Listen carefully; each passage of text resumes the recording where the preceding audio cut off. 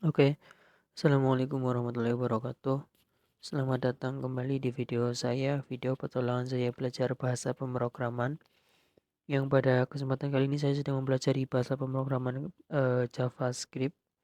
Dan pada hari ini saya mempelajari pembahasan tentang debugging JavaScript. Oke, langsung saja ke videonya, debugging JavaScript.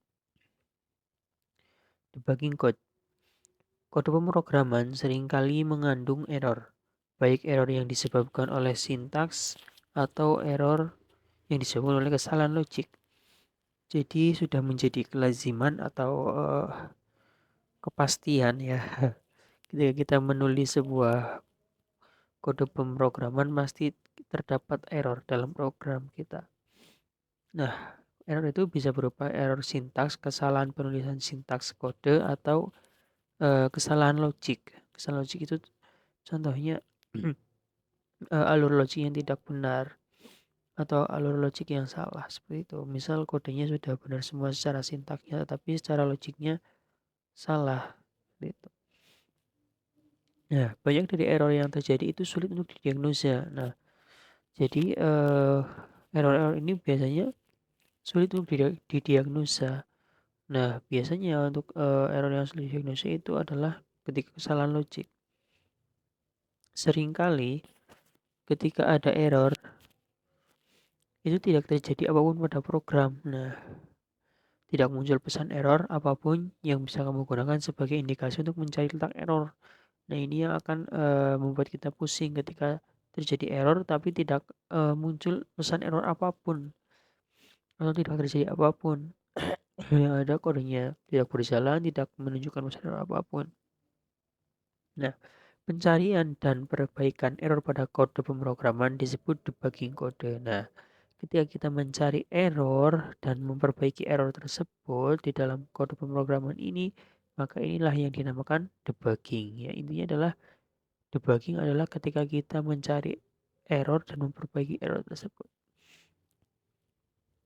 JavaScript debugger. Debugging itu tidak mudah, tetapi untungnya semua browser modern menyediakan debugger JavaScript bawaan. Nah, tentu saja debugging ini bukan suatu proses yang mudah ya guys. Nah, ternyata untungnya kita sudah disediakan debugger bawaan untuk JavaScript, terutama pada browser-browser modern. Debugger bawaan ini bisa kita aktifkan atau matikan. Debugger memaksa untuk melaporkan error kepada user. Nah, debugger ini kita bisa aktifkan dan nonaktifkan. Nah, fungsinya debugger apa? Ini untuk memaksa untuk melaporkan error kepada user. Jadi, ketika ada error dalam program kode pemrograman kita, debugger ini akan melaporkan error tersebut kepada kita. Dengan debugger ini, kamu juga bisa mengatur breakpoint atau ruang di mana eksekusi kode dapat dihentikan dan memeriksa variabel ketika kode dieksekusi. Nah, kita juga bisa mengatur breakpoint kita ketika kita menggunakan debugger ini. Normalnya kamu dapat mengaktifkan debugger bawaan dengan mengklik tombol F12 dan memilih menu konsol. Nah, biasanya yang umum itu ketika kita ingin mengaktifkan debugger kita cukup mengklik tombol F12 lalu kita memilih ke menu konsol. Biasanya ini ada pada browser. Metode konsol. Jika browsermu mendukung, kamu dapat menggunakan metode console log untuk menampilkan nilai dari variabel ke Windows browser. Nah, kita jadi console log ini berguna untuk menampilkan nilai dari variabel ke Windows browser.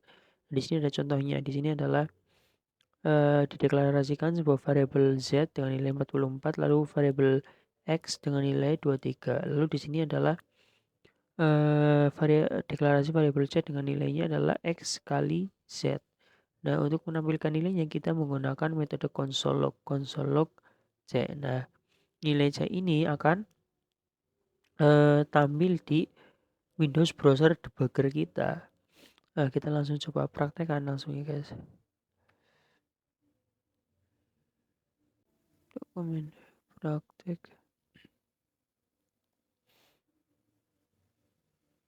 Di sini kita buat file baru dengan nama JS debugging. Hanya kita buka.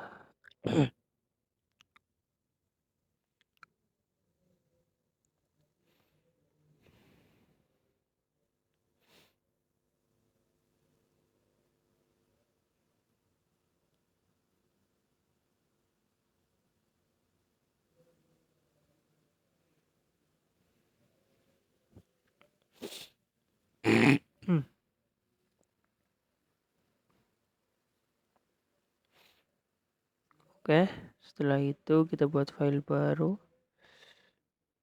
dengan nama index. Blank guys.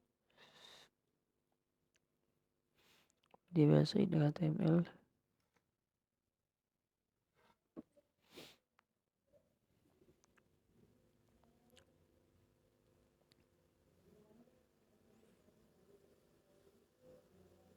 Kemudian loading ya guys.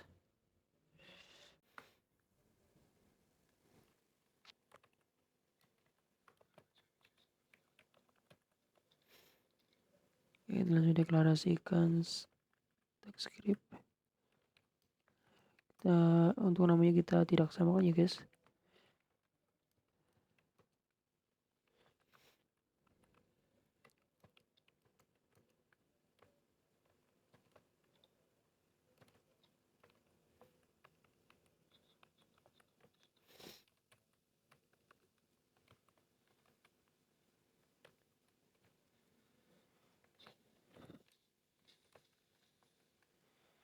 Oke, seperti ini. Kemudian kita buka new Windows.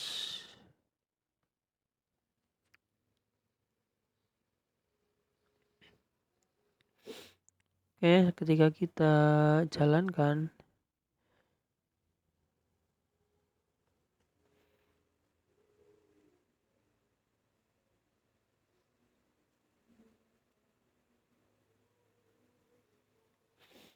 lalu kita klik F12,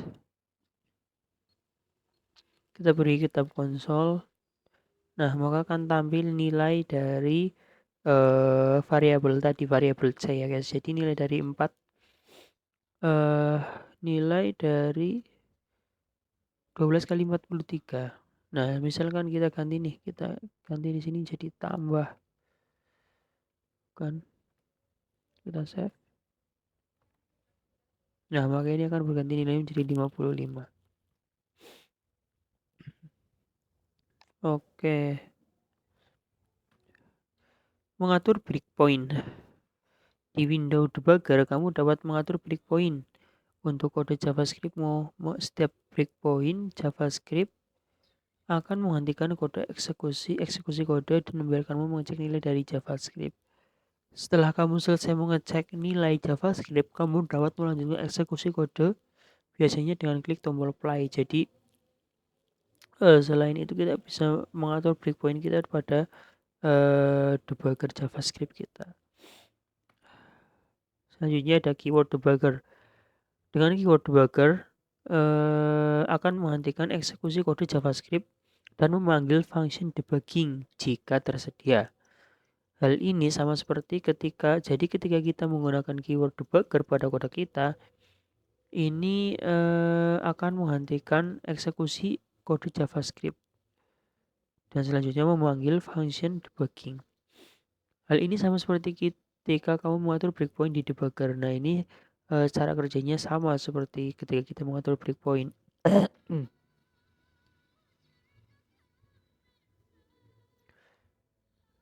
Selanjutnya, ketika tidak ada function debugging yang tersedia, maka tidak ada efek apapun yang terjadi. Nah, yang terjadi apa ketika tidak ada function ini? Ketika kita menggunakan kode debugger tapi tidak ada function debuggingnya, maka tidak akan terjadi efek apapun. Nah, contoh berikut menghentikan eksekusi kode sebelum mengeksekusi kode baris ke-6. Nah, di sini ada sebuah contoh kode JavaScript di mana baris 1, 2, 2, 3, 4 mendefinisikan sebuah variabel.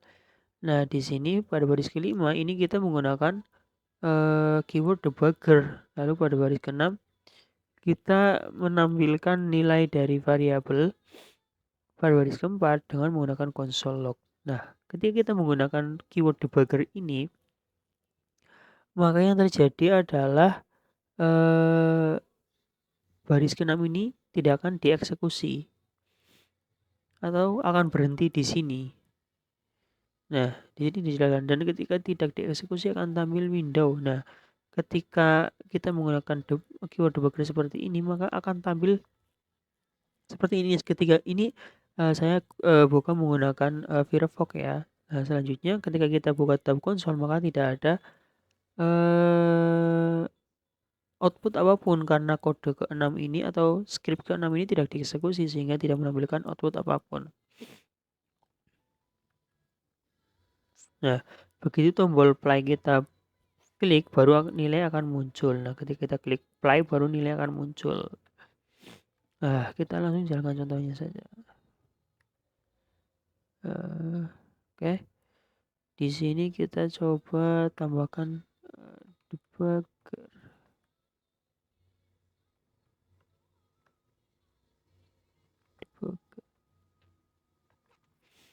Lalu kita coba buka browsernya.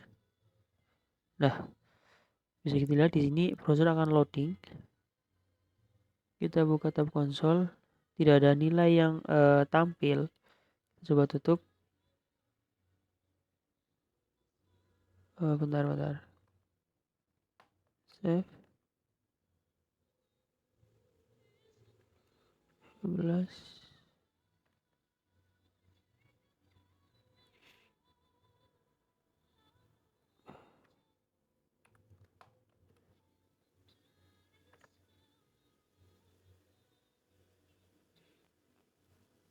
Nah, ketika kita coba, nah kalian bisa lihat di sini ada sebuah tombol yang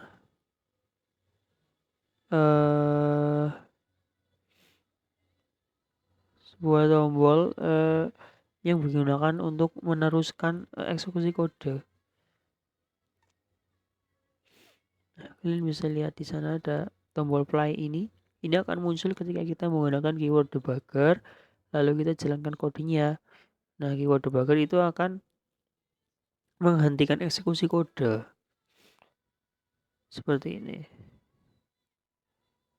Baru di sini tidak tampil apapun, baru ketika kita klik tombol play, nah nilainya baru muncul. Jadi itulah fungsi dari keyword debugger. Wah, malah tutup.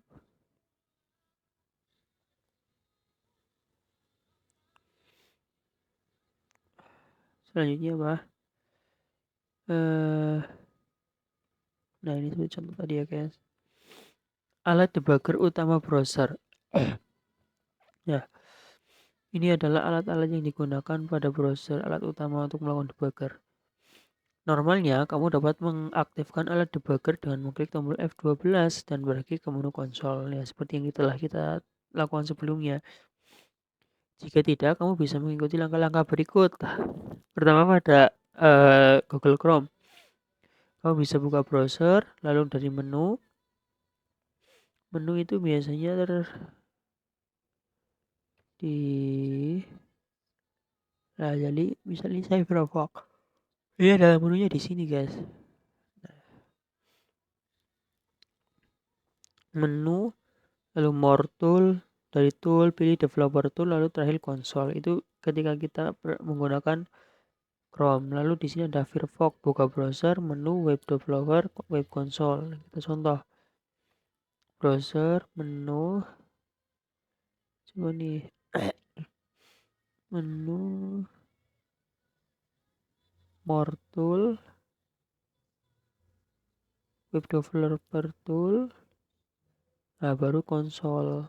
Ya, oke. Ininya di add ke browser, developer tool, konsol. Coba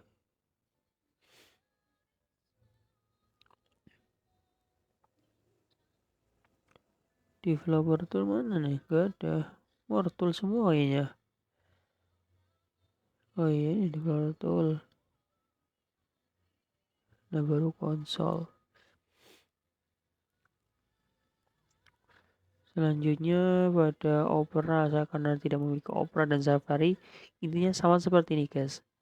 Hampir mirip lah. Intinya kita nanti mencari developer tool lalu konsol, begitu juga. Untuk Safari ini agak berbeda nih. Ke Safari, preference, advance, lalu enable show develop, baru pada bulan develop klik show error console ya. Nah, lalu tahukah kamu, nah jadi debugging adalah proses menemukan, memperbaiki dan mengurangi bug atau error di dalam program komputer ya, seperti saya sudah dijelaskan sebelumnya. Bug pertama yang ditemukan pada komputer adalah bug dalam atau serangga nyata yang terjebak dalam perangkat elektronik. Ternyata asal muasal dari kenapa dinamakan bug, karena dulu bug pertama adalah sebuah serangga atau yang dalam bahasa Inggris bug, serangga nyata yang terjebak dalam perangkat elektronik. Oke, mungkin sekian guys dari saya. Semoga video saya bisa bermanfaat, khususnya untuk saya pribadi agar lebih paham dalam belajar pemrograman JavaScript ini. Sekian, wassalamualaikum warahmatullahi wabarakatuh.